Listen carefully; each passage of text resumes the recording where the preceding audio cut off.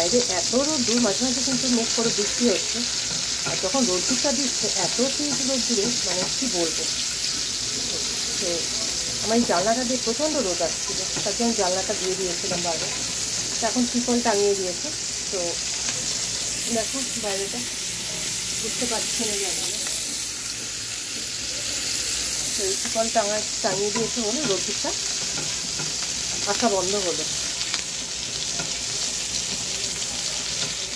তার সাথে লাগছে প্রচণ্ড গরম। দেখো কপিটা আমি সাদা তেলেই ভেজে নিয়েছি, আলুটা ভেজে তুলে নিয়েছি। এবার কপিটা ভেজে তুলে নিয়েছি। এখানে চাটনি তো করাই আছে। এবার আলু ফুলকপি, কালকে ষষ্ঠীতে তারা রুটি পরোটা বা অন্য কোনো কিছু খাও, ভাত বাদে। আমাদের তো ষষ্ঠীতে ভাত, ষষ্ঠী অষ্টমী একদমই ভাত চলে না। দেখো উড়িয়াদের মতো একটা টাওয়েল রেখেছি। হ্যাঁ, ঘাম হলেই আমাকে মুছতে হয়, না অস্বস্তি লাগে আমার। যাই হোক, তো আমাদের ষষ্ঠীতে আর অষ্টমীতে ভাত একদমই হয় না। হয় লুচি পরোটা, তাহলে ছোলার সেদ্ধ আলু সেদ্ধ শশা ফশা দিয়ে, যেমন মাঝখানে তোমাদের আমি একটা চাট করে রেখেছিলাম ওইভাবে।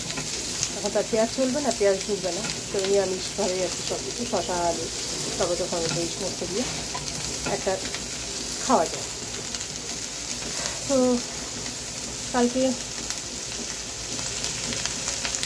ভেবেছিলাম লুচি করবো, তো কর্তাবাবু বললো যে না লুচি না, তো তুমি পরোটা করো। তো কালকে ষষ্ঠী দুপুরবেলায় সকালে পুজোটা হয়ে গেলে তখন একটু আটা আর ময়দা দুটোই দেবো, শুধু ময়দা দেবো না। তো এটা দিয়ে একটু পরোটা ভাজবো, আর এই আলু ফুলকপির তরকারি, ছোলার ডাল থাকবে, একটু বেগুন ভাজবো।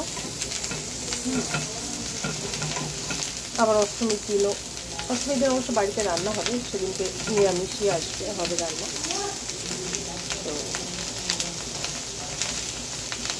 দেখি যতটা পারি, আর একটু আলুর দম এই সমস্তগুলো না আমাকে করে রাখতে হয়।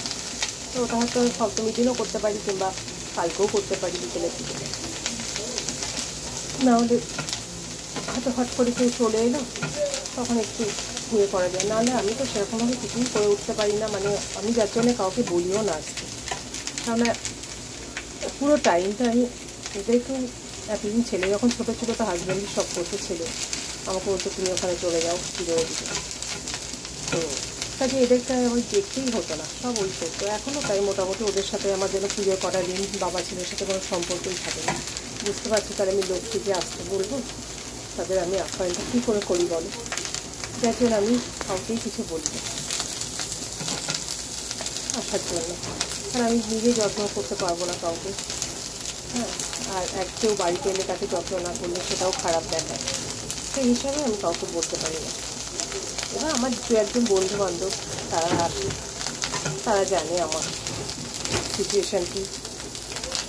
তো সেই জন্য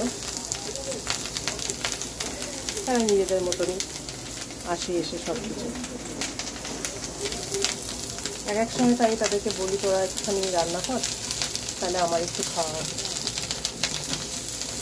মানে আমাদের অ্যাকচুয়ালি সপ্তমী থেকে খাওয়া হয়, বুঝেছো তো, সবাই মানে একসাথে আর কি।